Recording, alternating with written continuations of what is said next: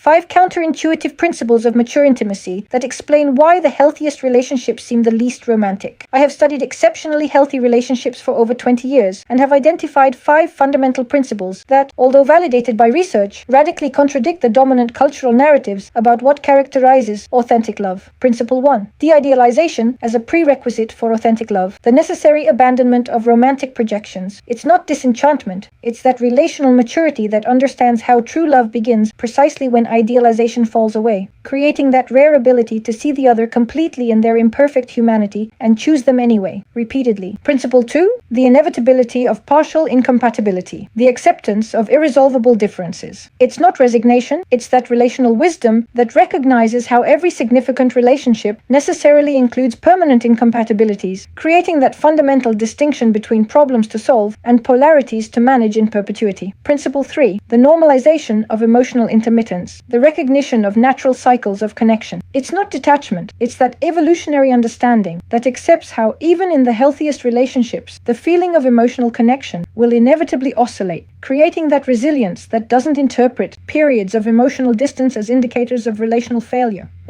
Principle 4. The essential banality of everyday love. The centrality of ordinary micro-moments. It's not prosaic nature, it's that deep relational truth that understands how true intimacy is built primarily through seemingly insignificant interactions, creating that paradox where the least dramatic gestures become the most significant for relational security. Principle 5. Love as intentional practice, not as emotional state. The conscious choice beyond spontaneous feeling. It's not lack of love, it's that maturity that recognizes how sustainable love is, fundamentally a daily practice of attention and choice, creating that ability to love precisely in moments when the spontaneous emotion of falling in love is temporarily absent. Save this video, not to become cynical about love, but to develop that rare ability to distinguish between culturally transmitted romantic narratives and the authentic principles that sustain relationships characterized not by illusory perfection, but by real depth. Follow me for more relationship advice.